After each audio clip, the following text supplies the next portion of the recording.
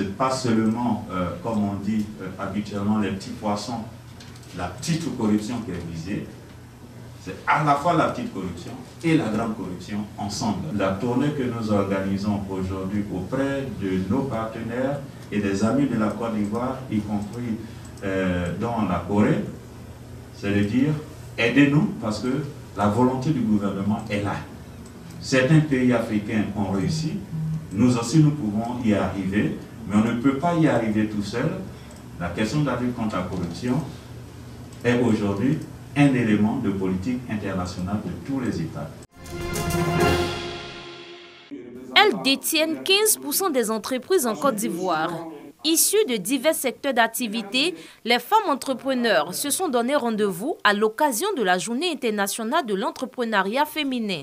Une rencontre pour mettre en lumière les difficultés qu'elles rencontrent dans l'exercice de leurs activités. Nous voulons encore plus de formations. Des formations de qualité, pas que des formations. Il y a des personnes qui donnent des formations. Au canal de certains groupes de formation, vous accompagnez des femmes, des entrepreneurs. Mais par moments, je dirais que ces formations ne sont pas toujours adaptées dans la réalité. Donc, elles n'arrivent pas à aider ces femmes-là que nous sommes à pouvoir aller à un autre niveau de nos productions. Souvent, c'est très théorique et ce n'est pas pratique. Ça n'aide pas vraiment les femmes dans ce qu'elles ont à faire de façon très pratique. L'autre projet, c'est l'accès au financement. Il y a des accès au financement qui sont faits aux femmes. Nous n'allons pas le mentir. Par contre, les conditions d'accès sont très difficiles par moments. Des fois, nous n'arrivons pas à rentrer dans le moule qui a été mis, le carnaval qui est sur place. Beaucoup des femmes sont encore dans l'informel. On les attire vers le formel. Mais les conditions, les taux de remboursement de ces prêts, tout ce qui est mis en place ne leur permet pas de pouvoir rentrer dans le formel et bénéficier de ces avantages, surtout en termes d'imposition. Ça fait peur aux femmes entrepreneurs. Aujourd'hui, une femme peut produire, mais si cette production, elle obtient des fonds de 5 millions, 10 milliards, et qu'elle n'arrive pas à les écouler parce que les grandes surfaces sont prises par d'autres productions qui viennent de l'extérieur, ça ne sert à rien d'avoir accès à ces prêts parce qu'elles seront endettées encore plus. Convaincue que la femme installée dans un environnement favorable peut exceller dans tous les secteurs d'activité, l'État s'est engagé à accompagner les femmes à travers le FAFSI, Fonds d'appui aux femmes de Côte d'Ivoire. En 9 années d'existence, pour un budget de 25 milliards de francs CFA, ce sont 260 000 femmes qui ont bénéficié, selon Nasseneba Touré, ministre de la Femme, de la Famille et de l'Enfant. Il n'est plus à démontrer qu'il ne peut avoir de croissance économique et développement durable sans la pleine utilisation du capital humain féminin.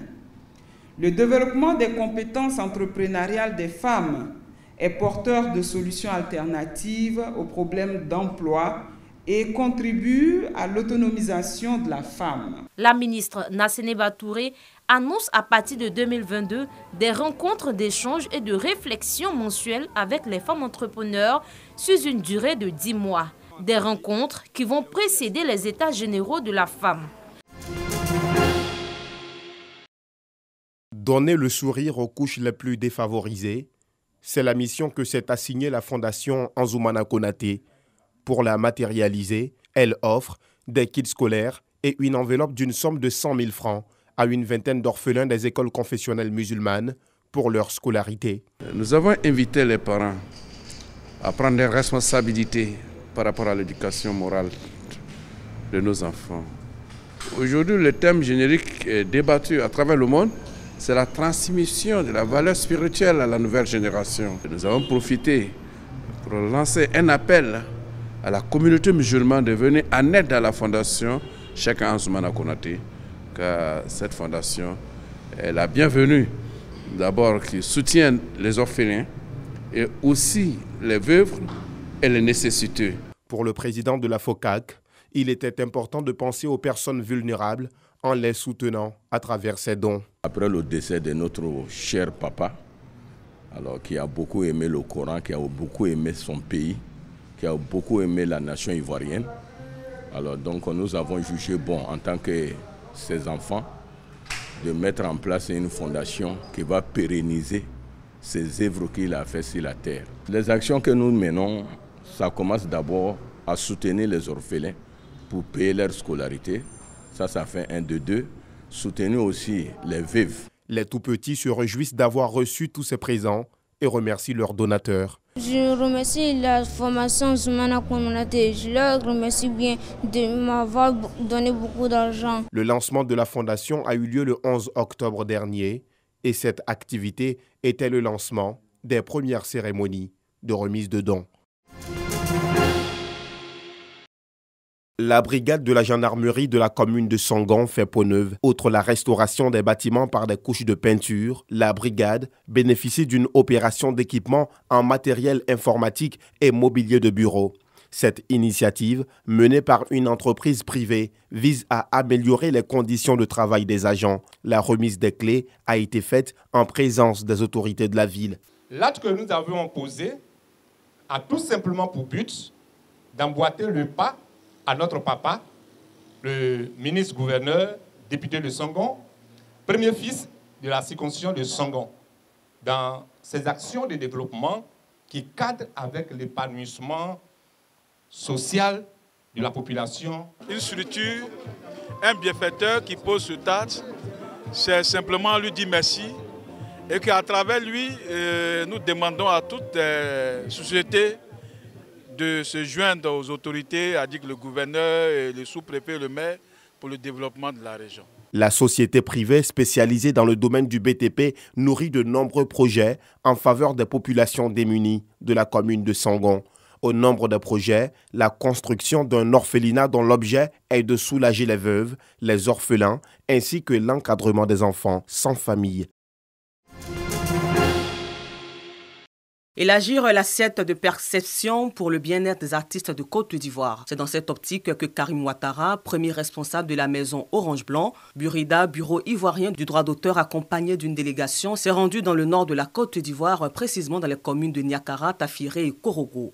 Le contrat qui vous lie, lorsque vous achetez un CD, lorsque vous avez une clé, c'est de pouvoir utiliser la musique pour vous-même. Et puis uniquement que dans votre maison, avec les membres de votre famille. Si vous partez inviter d'autres personnes pour venir à une fête, c'est la fête de Tabaski, j'invite mes amis, tout le monde est là, on a la musique, on est en train de jouer, on n'a pas ce droit-là. Convention liant les deux entités, les différentes parties se réjouissent de cet acte qui assure un meilleur recouvrement des droits des artistes. Nous sommes très heureux d'avoir signé ce de recevoir la direction générale du Burida dans la mairie de Niakara. En tout cas, c'est une grande première. Le Burida, sa mise en place, va sauver des vies et j'allais même dire une corporation. Que fait de nos artistes qui font des réalisations et dont ils ne peuvent pas vivre de ces réalisations. C'est suite à l'accord signé entre le Burida et le aussi, de notre fêtière, que les contrats ont été rédigés. Et nous avons apprécié à sa juste valeur ce contrat. Rappelons que le mercredi 20 octobre dernier, c'est un total de 16 décrets d'application de plusieurs lois relatives au domaine de la culture et de l'industrie des arts et du spectacle de Côte d'Ivoire qui a été adopté par le Conseil des ministres. Et parmi ces 16 décrets, 4 sont directement en rapport avec le Burida pour le mieux-être des artistes de Côte d'Ivoire.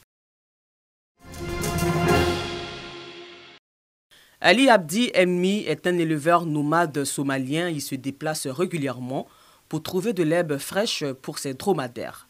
Après une longue marche dans le désert, il a l'habitude de se désaltérer avec du lait frais. Je bois le lait de dromadaire parce que c'est bon pour la santé et c'est nourrissant. Le lait est bon pour nous parce que les chameaux se nourrissent sur des arbres aux propriétés médicinales qui aident à combattre les maladies. J'ai 5 enfants et nous dépendons tous du lait de dromadaire pour survivre. L'élevage de dromadaires et du bétail en général est un pilier de l'économie de la Somalie, pays rural de 15 millions d'habitants parmi les plus pauvres du monde. Pour de nombreux éleveurs somaliens, le camélidé est un cadeau des dieux. Il est à la fois une source de lait, de viande et un moyen de transport, mais également un symbole de pouvoir et de prospérité. Un mâle peut coûter jusqu'à $1000, soit 850 €, et constitue une valeur refuge en temps de crise. Les dromadaires sont très importants dans la culture somalienne. En fonction du nombre de dromadaires que vous possédez, vous êtes considéré comme riche et vous augmentez votre statut. La Somalie compte 7 millions de camélidés, l'un des plus importants cheptels au monde. Mais ces dernières années, plusieurs épisodes de sécheresse prolongée ainsi qu'un cyclone ont décimé des milliers d'entre eux. Ces pertes ont pour conséquence d'aggraver l'insécurité alimentaire en Somalie et de pousser des millions d'éleveurs à fuir les villes.